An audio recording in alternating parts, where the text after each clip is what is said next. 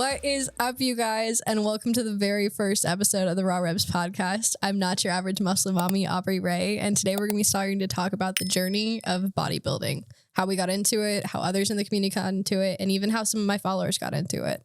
Growing up, I was a really active kid. I started playing soccer when I was really young. I delved into cheerleading for a little bit. I got into wrestling, and I always tried to live a healthier lifestyle. No matter what I was doing, I wanted to do some kind of sport. It's a really long story, actually. So it was my senior year of high school. I was wrestling at the time. COVID happened.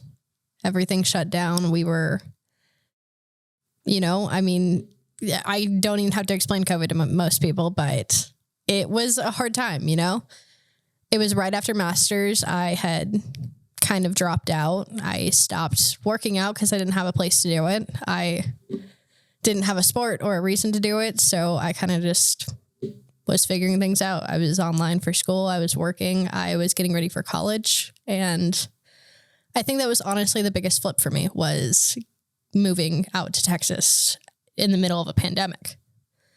I started going to the gym more often. I had a gym on campus. I started my fitness Instagram actually my freshman year of college and never thought anything was going to come out of it. It was kind of like a tracker for me, honestly. I wanted to see my progress and I wanted to see what would happen if I actually stuck with it. I think about 2 months after that, I found bodybuilding and was like, oh my God, I have to do that. It was an instant click. But I never took it serious. I took it seriously in the sense that I was like, I really want to do this. I just don't know how to do it, and kind of started from there. Did a couple of local shows, things like that, posing, meeting new people, joining groups and social media groups, honestly, to try to build my followers at that point, because it seemed like something that everyone was doing. And I thought, why not me? So this is where it gets a little hard to talk about, and I'm sorry for anyone that's listening that gets uncomfortable with this, but I guess I will put a trigger warning here for abuse. So I got into a relationship with someone my freshman year of college.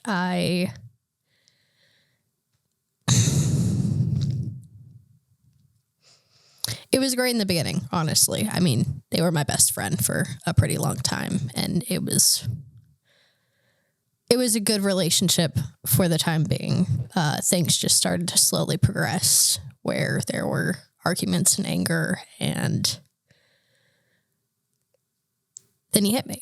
And I was shocked. I didn't know what to do. But they said it would never happen again. And then that spiraled on for the next year and a half of my life. And it wasn't even about that. It was the controlling in every sense. I stopped using my fitness Instagram. I stopped really going to the gym unless I had the time when they were gone. And one day they were leaving for about a week, and I had the opportunity arise where it seemed like, if not now, I'm never going to get out of this. So I packed up all my stuff, didn't even leave a note, took my dog and just left. And that's, I think, when the switch happened. I had nothing else to do. I was in school, but I didn't have any friends because of this relationship. I wasn't the closest with my parents at the time. I was kind of cutting them off, cutting everyone out of my life. So I looked towards the gym, and I saw it as a defense mechanism in a way, Yes, I wanted the health benefits, and I wanted to, live a longer life and have that longevity of muscle and bone and everything. But it almost seemed like, if I can build myself up in a way that makes me look like a completely different person, that makes me look like a person that is strong and not naive and not fragile in any way, I'll be safe, And it took a while. It always takes a while. You start in the gym and you have a goal, or you don't have a goal, and you finally find that like, hey, I want to do this. I want to look like this for this reason, and I'm not going to stop until I do it. And for me, that was bodybuilding, because the more muscular and more defined I got, the stronger that I got, or the stronger at least I looked. Most bodybuilders know that just because we look strong, especially in a prep, doesn't mean we're doing the best. But it felt like a saving grace. I became the person that people looked at that were like, first of all, she's jacked, which is a great feeling, you know, the strong look, but like seeing yourself in a way where people are like, oh, she's jacked, or that's Aubrey, or we need help with this, or she can help us do this. And she's not someone we can use as a doormat. She's not someone that we can hurt in physically or emotionally. And you know, you have your ups and downs in your fitness journey. You get really committed and then you drop off. You get really committed again, you drop off. And that's normal for most people. I mean, I know a handful of people maybe that haven't ever done that just were like, I'm going to bodybuild, and just stuck with it.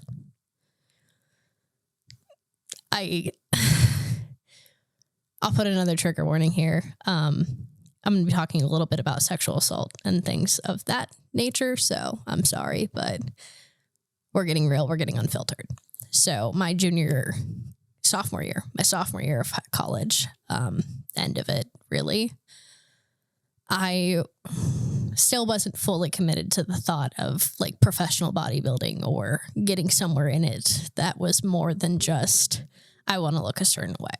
I was hanging out a lot with football team because I worked for Baylor's football team at the time. I was hanging out with a lot of frats because a lot of my friends were in frats, or people that were dating people in frats. So parties every weekend, binging, blackout drinking, you know, what college is all about.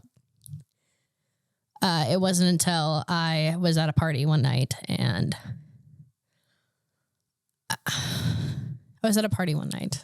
I don't really remember most of the party. Woke up the next day, was in someone's room, someone I didn't know, and part of the frat, but someone I didn't really know personally. And I just had this feeling in my skin, like I wanted to be outside of my skin. I didn't want to be there in that moment, and I knew that wasn't a good thing to feel.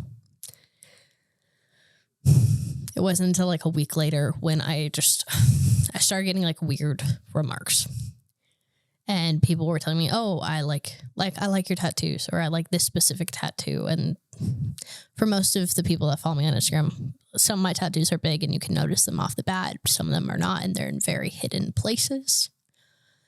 And that's when I found out that not only had I been drinking that night, not only do I not remember that night, but there was a video of me going around. And you can see in it that I am not conscious. And that was ultimately what they say is that's the straw that broke the camel's back. I fully dove into this. I wanted to almost, in a sense, be non-approachable. And it's a hard feeling to have, because there's two ways you can go with it. You can either deal with those things in therapy and try to heal and stay the person you are. Or you can do the route that I took, where I just completely dove into something that I was already interested in, but I dove in so much harder and so much faster because of these things. I wanted to be confident, I wanted to be strong, and I wanted to be someone that didn't look like you could ultimately fuck with them. So I got a coach, and we planned to do my first show together. I had done a couple in the past, but this was our first show together. And at that point, there was no turning back. I went through that prep, and it was a really hard prep, honestly, because at the time I hadn't been eating much. So instead of the normal route of breaking down yourself to create this physique, we were ultimately doing the reverse, and we were building up. I was eating more than I had ever had but it was a great experience, and I stepped on that stage, and that was my first overall. And I knew at that moment that I had done the right thing for myself. So I just fully committed to this. I started posting more on Instagram. I started posting more on TikTok. I started focusing more on this. And honestly, if I could go back and do it all again, would I change what I did? Would I have gone the other route? Would I have gone the normal route of going to therapy and dealing with it and staying the person that I was? I don't think so. I mean, would I have done that as well? Yes. I think that could have helped me a lot. I mean, I was 19. I didn't really understand coping or things like this because it's one of those situations where you're like, that could never happen to me until it does. And you don't know how to deal with it. And I had friends, but I didn't have friends. I didn't have a family of friends at that point. And I didn't know who to go to. I didn't know. I wanted to tell my parents, but how do you talk to them about that? How do you talk to your parents and tell them, hey, as your child, I'm coming to you and telling you what these people did to me?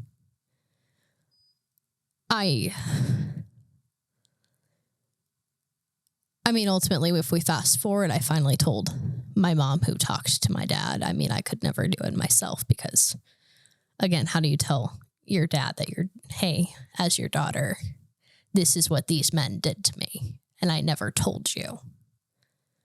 But my mom, deep down, my mom knew something happened, I went from being this happy, sorority-esque girl who dressed up for football games and went to frat parties and had this entire life to this whole 180 of posting on my Instagram and posting on my TikTok about being in fitness. And in a sense that there's different niches in the fitness world, especially on social media. And the route that I took at that time was this delusional, out of pocket, unfiltered muscle mommy is where it came from. I started posting that way, and someone commented that on one of my TikToks, and I was like, you know what? That's going to stick now.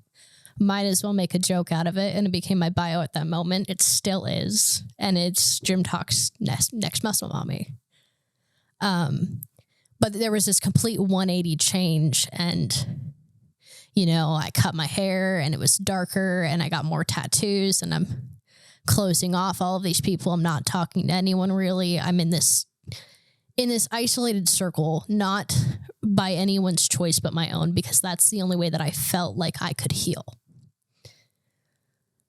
And it's hard because once you kind of pick a niche on social media, it kind of sticks. And so at that point I was like, I can either try to rebrand completely, or I can just dive deeper into it. And that's what happened. And, I'm really glad that it did, because I made these really great friends and connections where I don't think I would have if I would have gone a different route. And there's some of the people that, we don't talk very often, but when we do,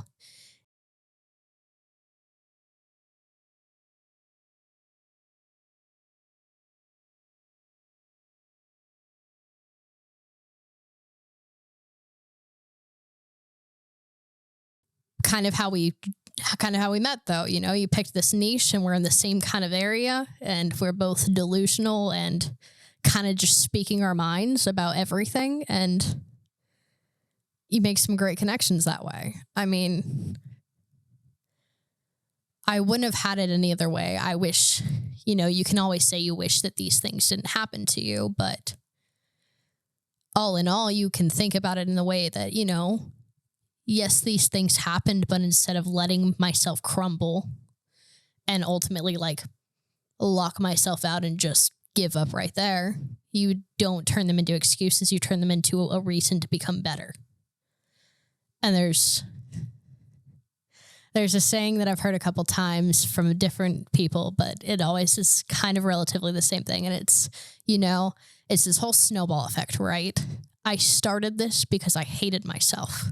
And I hated what I looked like. And I hated how I was treated. And you work harder and harder. And the more I change myself, the more I still hate myself.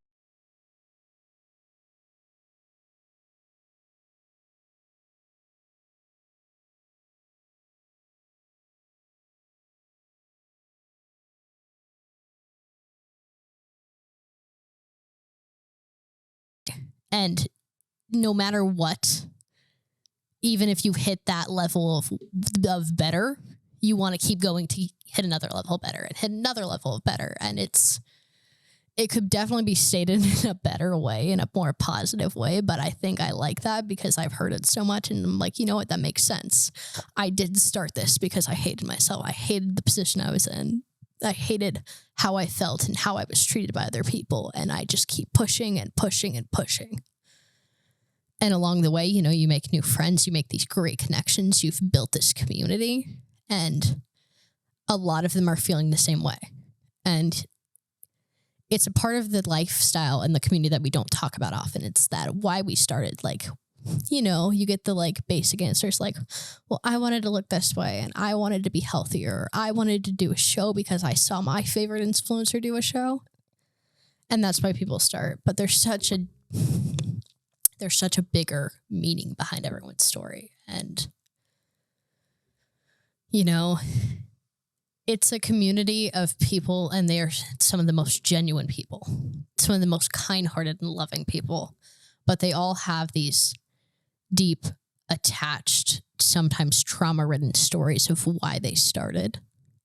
And some of them don't talk about, some of them do. But I feel like it's something that needs to be talked about more because there's people that are in the same position right now. You know, I can see that as myself now at 22, I wish I would have found someone that went through the same scenarios as me that told their story, because I would have felt more seen or more heard. And I just feel like there's nothing, you know, there would have been a more sense of calm and a more sense of, you know what, I'm not the only one going through this, and I'm not the only one that started because of this, and I'm going to be okay.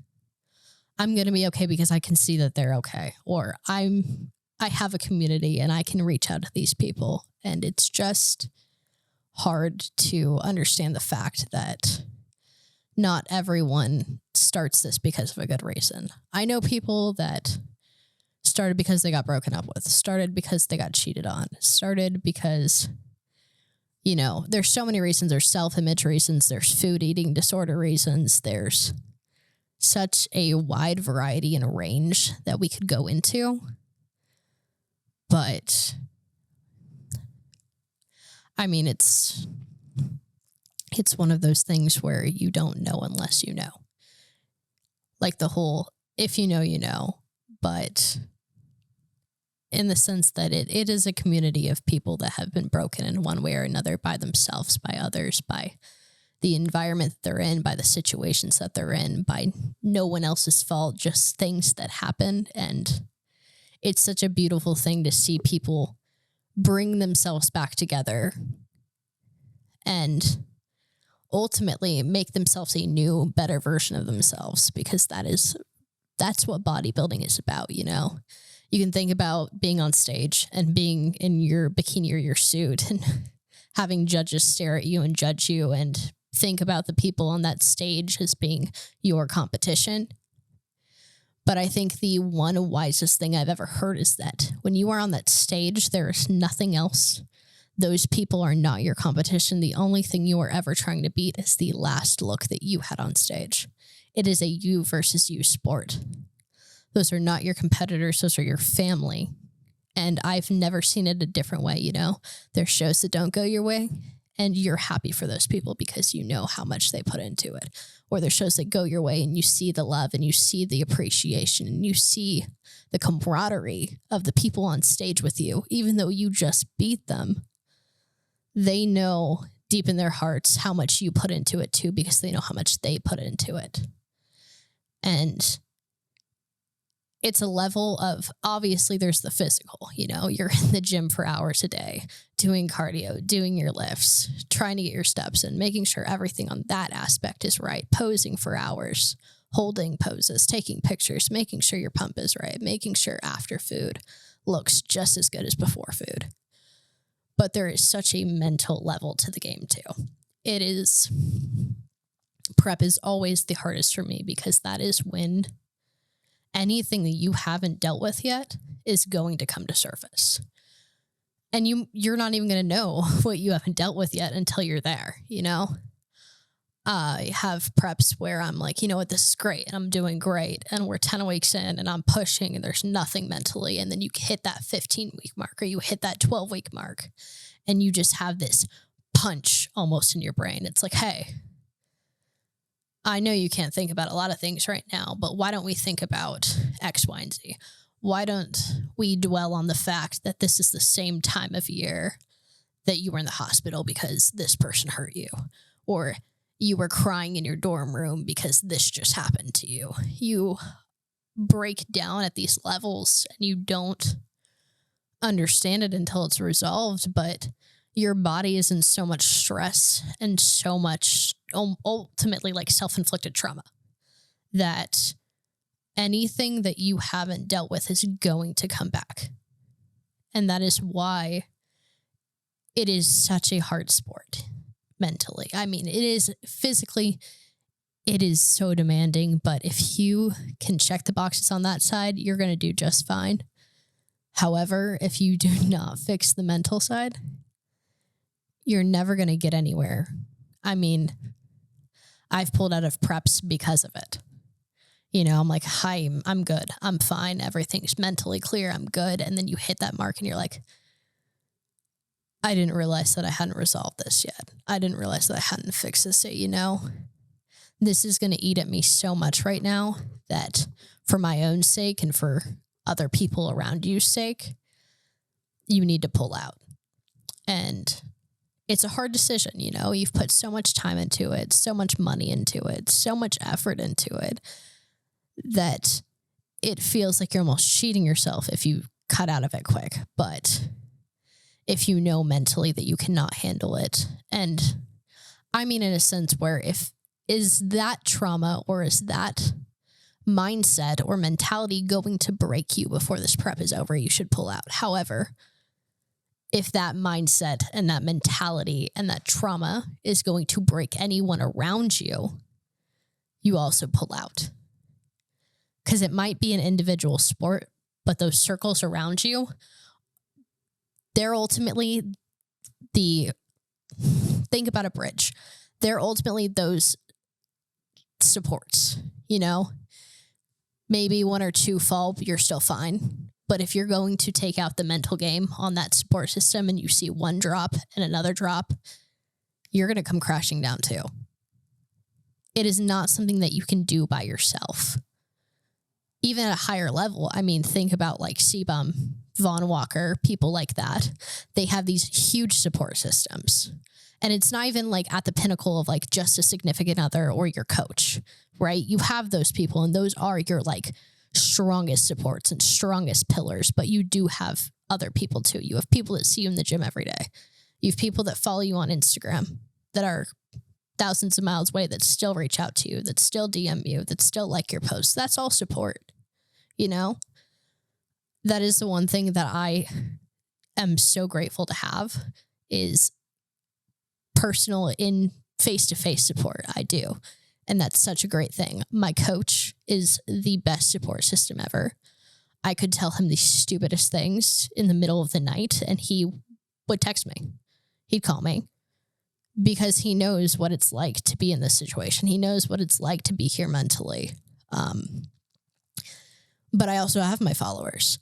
I have people that I've never even met before that are like, I've seen you change so much in the last 3 years.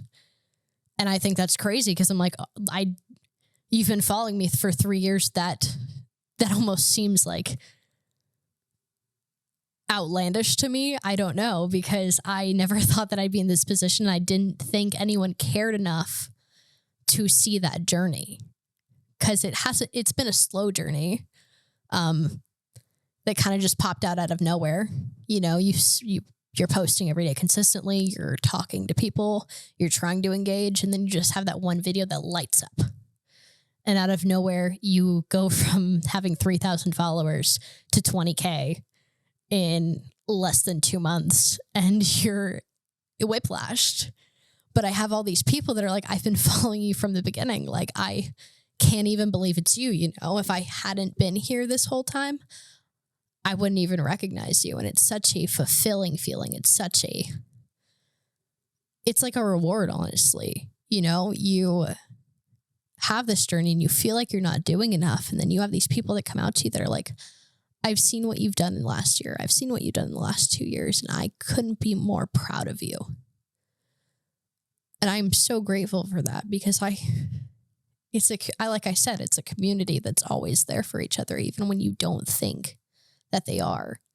And that's exactly why I wanted to do this episode first, is because I wanted to reach out to my followers. I wanted to ask them about why they got into bodybuilding too. So I got a couple of responses.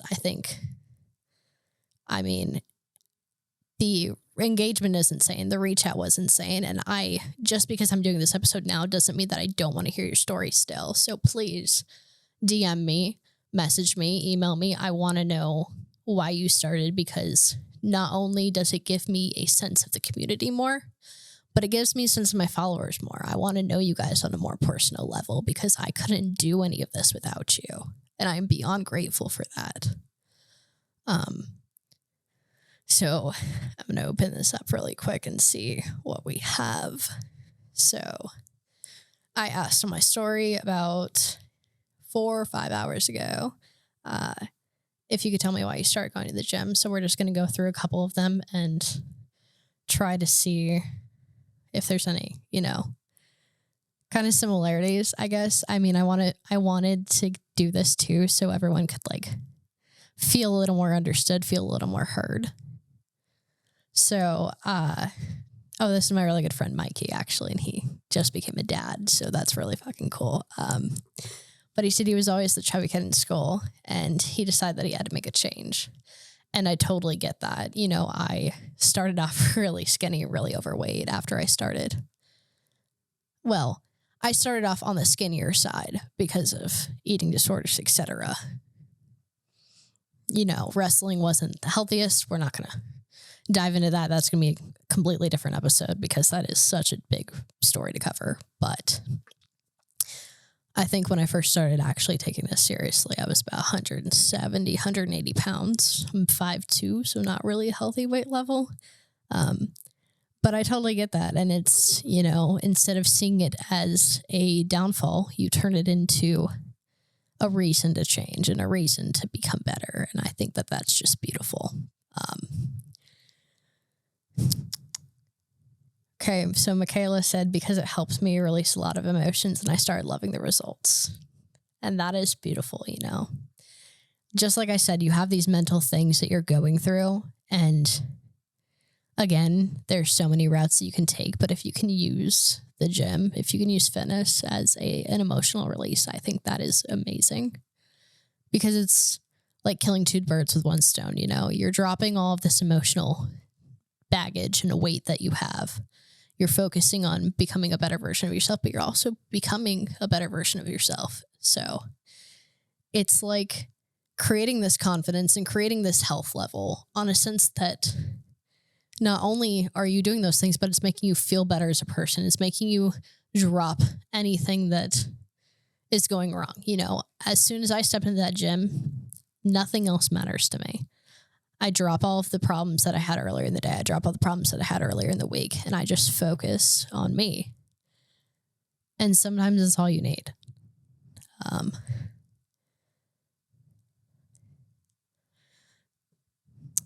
David said to never get taken advantage of against my will by someone bigger than me ever again. And again, that's why I'm really glad that I'm telling my story finally, because there's a lot of people in the same situations. And if I can be there for them, or if anyone can be there for them, I want to, it's hard to feel like you have to change yourself to feel safe. and to become a person that you weren't, to feel secure.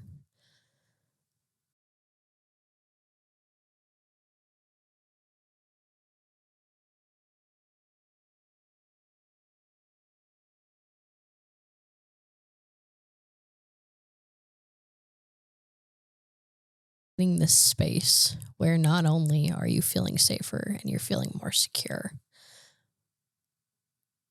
but you're a more confident person because you don't have to think about anything else. You don't have to worry about, am I going to die? Am I going to be in another relationship where I fear for my life every other day? Am I going to go down the wrong street too late at night, never be found again? And that's such a hard thing. I mean, it's a hard concept to have, but I want to emphasize this. As a female, that is how I feel, but to hear other people's stories and realize that it's, it's not just me. It's not just other females. There are males that feel like this too, and they are completely valid. And it makes me heartbroken because I always feel like we have this whole idealization that gym guys are, they're strong, they're scary, no one can hurt them. But how did they get to that point? Were they always there, or did they do this to become and be seen that way? And why did they? And it breaks my heart to know that I have people out there that have had to go through the same things that I've gone through and have had to change the same way that I have.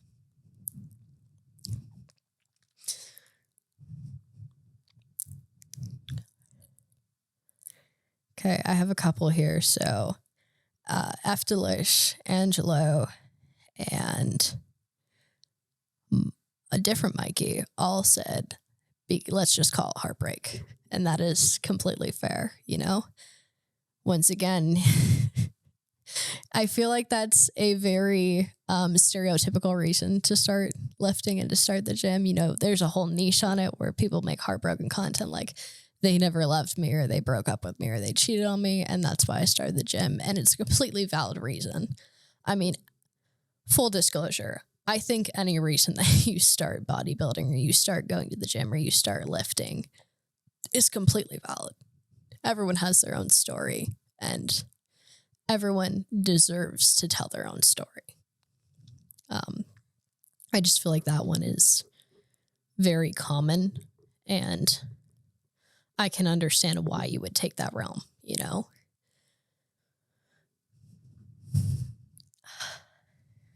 Okay. Renee 1304 said, my birth control caused me to gain more than 50 pounds in less than 3 months. If you don't know, I talk about it a little bit on social media. I haven't recently. As a female bodybuilder, I am very anti-birth control. It's become a Band-Aid for a lot of female problems, and that's why I initially got on. Fun fact, I have one ovary, so I don't get a period or a menstruation cycle every month. It's kind of like every 1 to 2 or every 1 to 3, depending on how my body's feeling. And so doctors decided, hey, let's use birth control. That's going to solve all your problems. No. If anything, it gave me more problems. I gained 30, 40 pounds. I had really bad acne, surprisingly. And I know a lot of people that get on birth control to get rid of their acne. So it's a weird realm to live in, right? As an enhanced bodybuilder, I'm really not on birth control. I don't want to mess with that at all because that's going to spike my estrogen, drop my testosterone. We'll get into that in another episode. But I totally get that.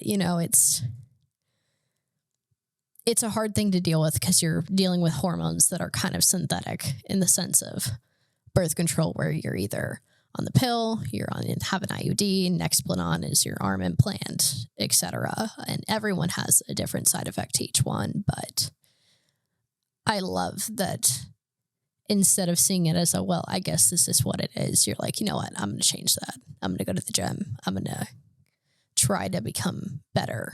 And I think that that's beautiful. Melissa said she started because she was depressed, divorced, lost, and confused.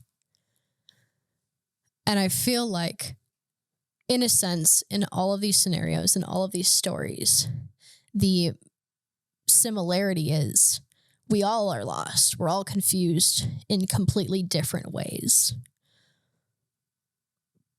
But we saw it as a path to find ourselves again. You know, it's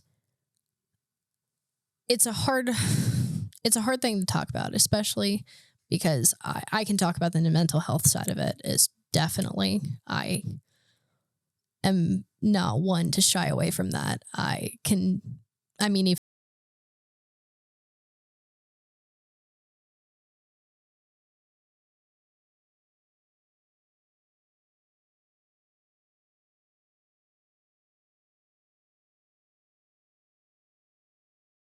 And that circles back to the whole support system.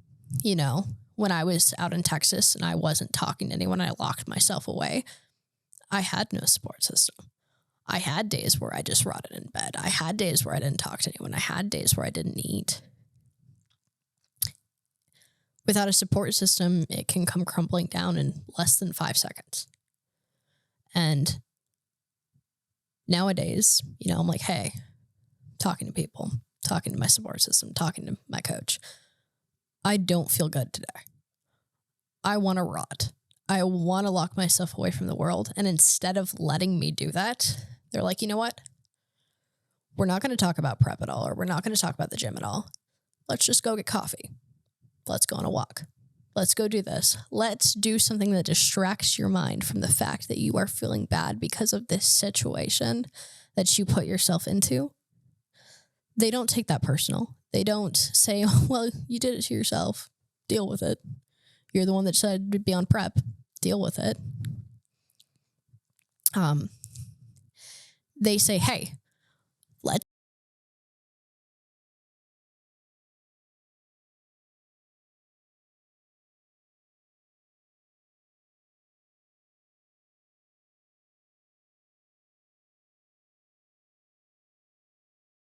I have 2 more.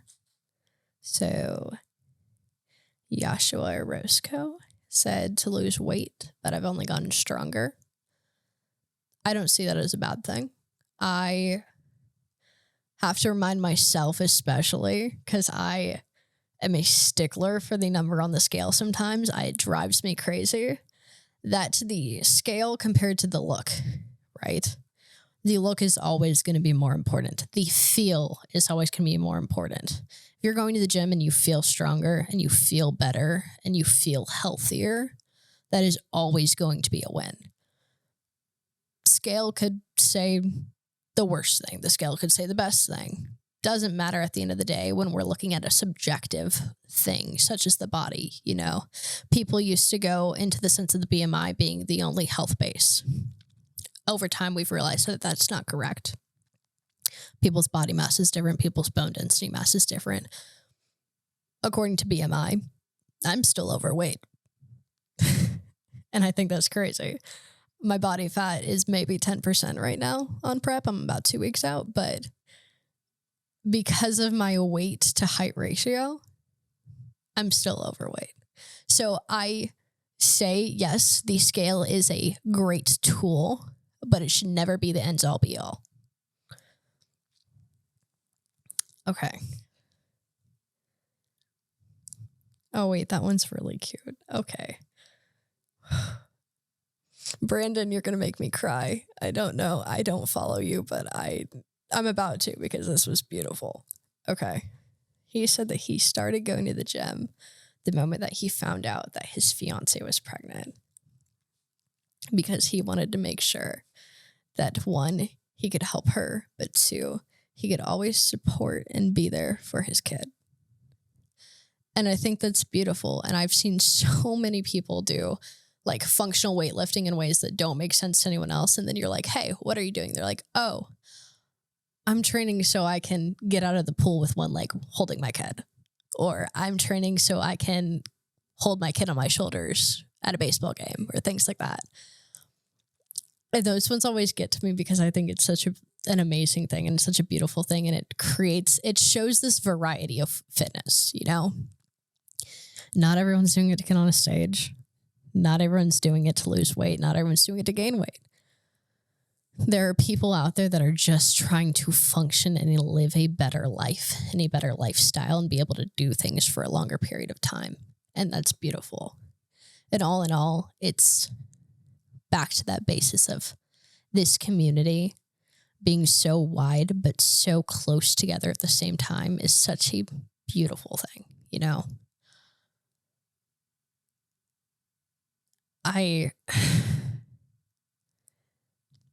am very grateful for the position that I am in and the community that I have, but the whole fitness industry is, all in all, just a bunch of people that went into situations or had things that happened in their life that decided to become better versions of themselves. And so if you're ever feeling lost, if you're ever feeling confused or heartbroken or hurt in any way, there's probably someone else in that same gym as you that's going through the same exact thing that you are.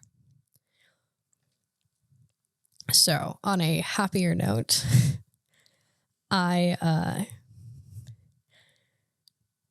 next week, we are going to be talking about social media influencing and what it takes to be a fitness influencer with my really good friend, Christopher Monosmith.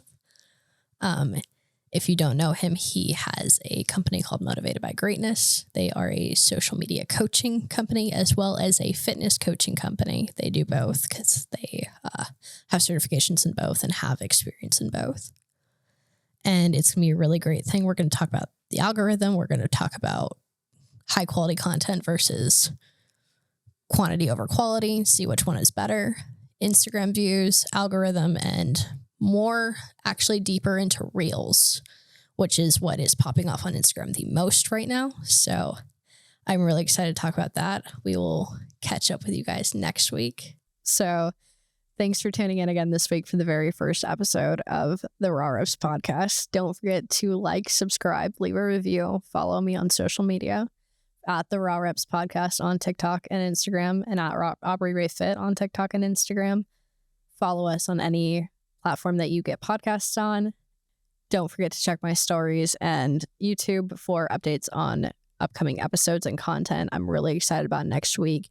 Next week after that, we have a really great guest coming on too that I'm excited, but I'm not going to spoil that yet. And as always, keep grinding, stay unfiltered, and don't forget, no filters, just facts.